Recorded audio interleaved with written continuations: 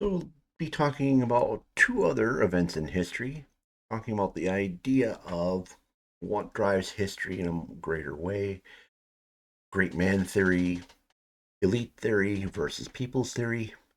Now, I know the last one, the two kind of worked off each other fairly well. These are more unrelated to each other, but both of them have elements of people's history that make it kind of look like they're in the driver's seat. And plus, I kind of have a tendency to go to chronological order, even if it stops making sense, because it's just my tick. So, we're going to talk about the Jacksonian Revolution first, and then the revolutions of 1848 in Europe next. Now, I find the Jacksonian Revolution interesting because it is very much populist in nature. Now, populism itself tends to throw people off because its core element is dealing with what the population wants. I did a video on populism that had a fair decent amount of views. I think really sums it up in a good way.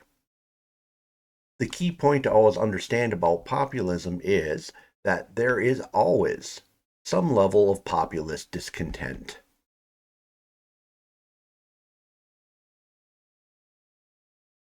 So, to the elite establishment, it's always considered bad form to look to the people to force change on a nation. All this change should be occurring at the establishment or elite level. This goes back even to Rome, where if a high patrician politician called out the mob, it was considered to be kind of a last resort, a dirty trick, very bad play. Andrew Jackson was narrowly defeated for the presidency on his first attempt. Because there ended up being no electoral vote majority, the election ended up being kicked into Congress, where John Quincy Adams used political maneuvers to edge out Jackson. Um, it was strongly inferred that, and seems to be close to fact, that essentially Adams offered positions in his cabinet to people to switch their votes.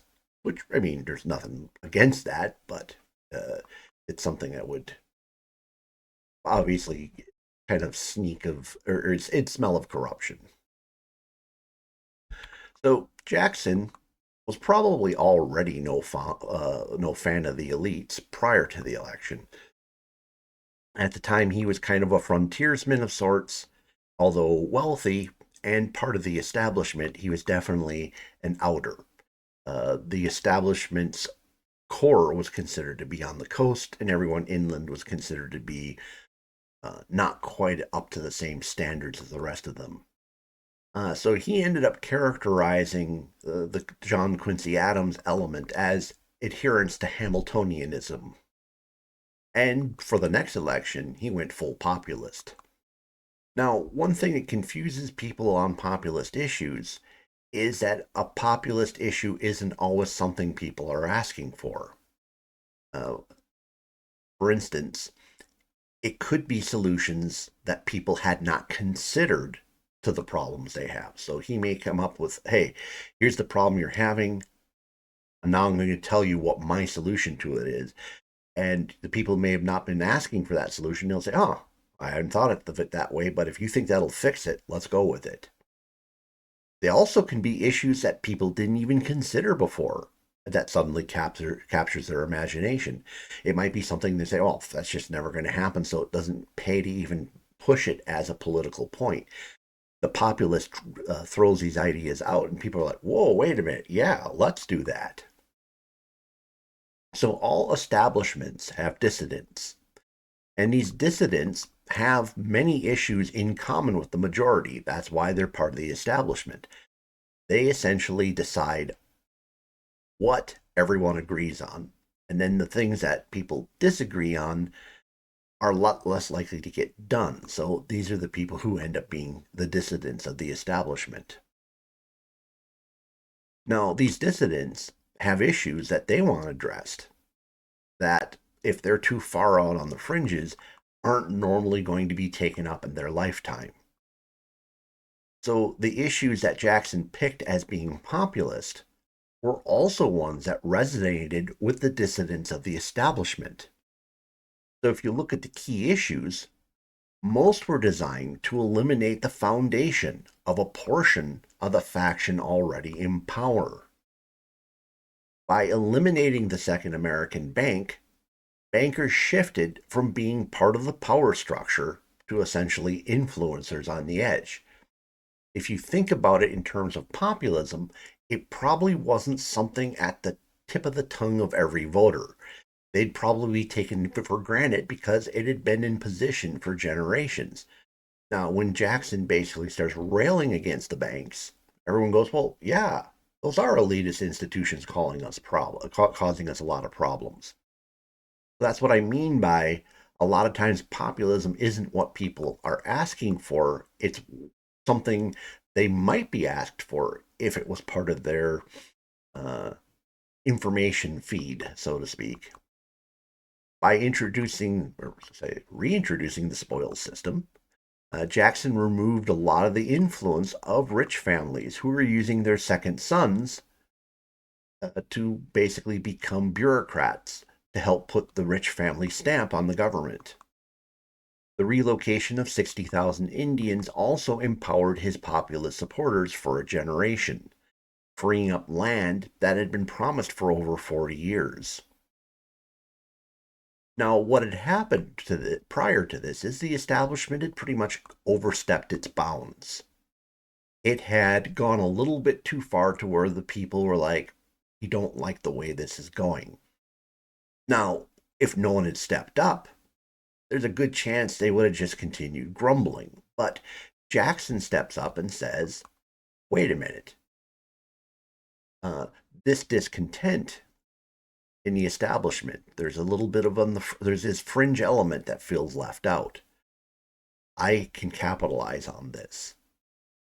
And so what he does is he uses his overstepping by the majority of the establishment, this basically looking too elitist for their own good, and basically harnesses the population as populism to essentially create a new faction within the establishment.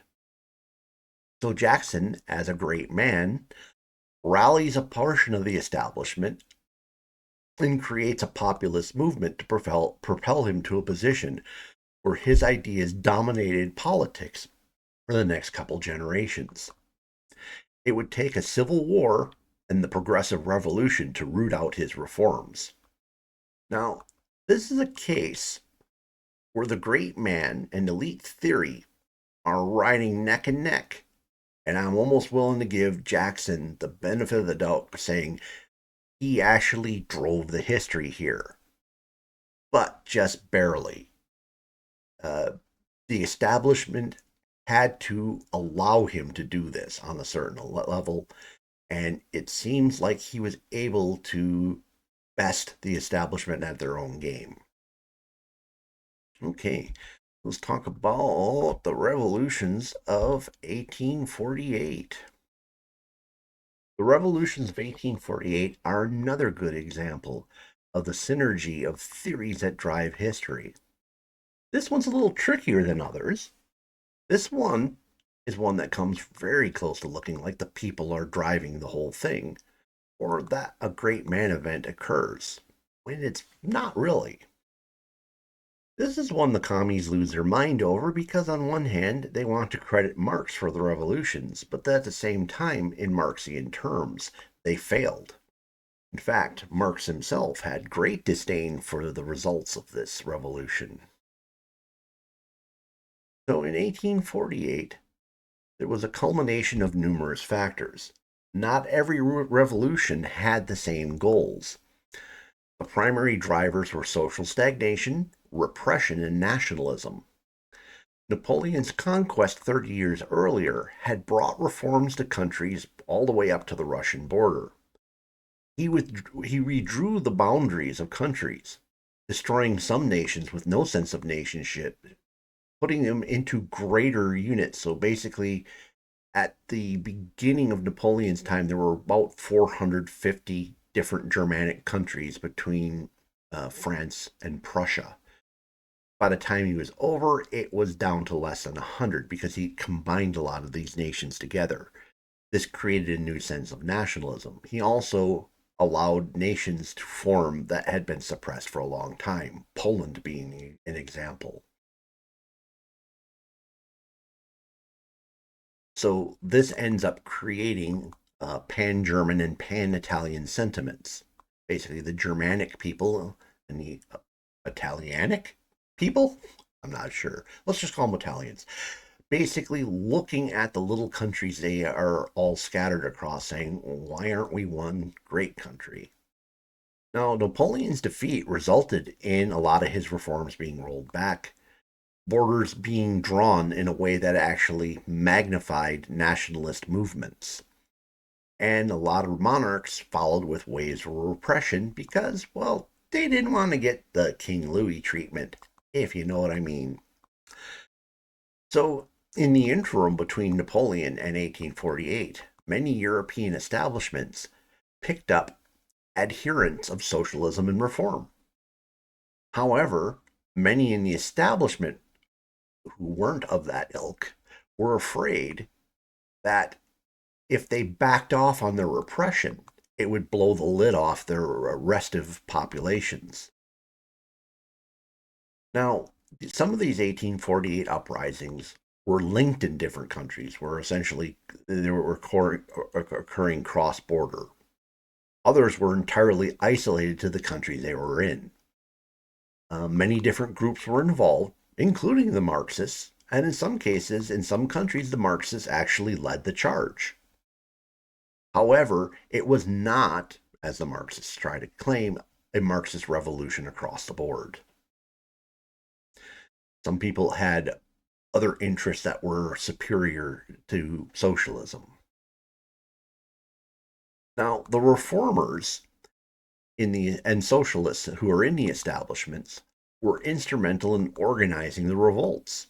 They basically reached out to the people who were organizing revolts, lower level politicians who weren't quite in the establishment, in order to kick things off. And in the end, the same people who helped start the revolutions were the key figures in negotiating a settlement between the governments and the revolutionaries. And the results were very transformative. Although nationalists were mostly thwarted, it popularized and strengthened the German and Italian nationalist movements. These are movements that didn't have widespread appeal. They had mostly intellectual class appeal. Basically, the revolutions would get people of the mindset that this is something that needed to pass. So it set events in motion. Reforms in many of the countries led directly to the creation of dun dun dun, the Social Democrats as a way to ease in socialist reforms and reduce socialist pressure. So basically, the deal that was struck was we will give you just a little bit of socialism, but it has to come in at a pace that we can tolerate. And at the same time, the reformers in government got what they wanted, and government, who were not quite as game for these ideas, basically said, well, this will reduce some of the problems we're having, so we're good with this for the time being. The interesting thing is one of the biggest takeaways from this revolution would be essentially the shattering of the Marxist front. Basically, a lot of people looked at what the Social Democrats had achieved and said, this is the way forward, and walked away from true Marxism, saying, hey, we will do what Marx is saying without revolution, and it may take a long time, but we're willing to do this. Marx and his adherents would essentially denounce the Social Democrats as traitors. Wait, that's not real socialism. Yes, that's where it comes from. So in the end, we have the elite outer groups incapable of mustering enough internal support for reform because the establishment fears it. Populists stage revolts that are managed by the same elite group that wants these reforms. And they work with them just long enough to negotiate the reforms that they know the rest of the elite can tolerate. And though a lot of Marxists want to make Marx the great man of this movement, he definitely was not. He was a contributor, a big contributor, but not the great man. This was very much an elitist uh, movement of history. So, do we have a great man here at all? Well, if you look at it, perhaps it was Napoleon's dead hand. Because most of the stuff that was put into place, set into motion, going along, doing its thing, could not have occurred without what Napoleon did in the first place. So, uh, tell me what you think in the comments below. Uh, what are your takes on Jackson's populism? What kind of things do you think were entirely out of his head versus things that people were actually begging him for? And also, looking at the revolutions of 1848, is Napoleon the great man here? Is the revolutions of 1848 essentially his child, even though he isn't directly running them? Can you be a great man from the grave? Anyways, let me know. Hit the like button, please. Smash it even. And if you don't regularly get my videos, look at my titles. You'll realize that there's a lot of stuff I do. You'll certainly, at time to time, I will hit things that are of interest to you. Subscribe, and you can get all of them as they come out. And if, of course, if you know somebody who you think will find this interesting, share it with them. Thank you for spending time with me this evening. Hope to see you again in a future video.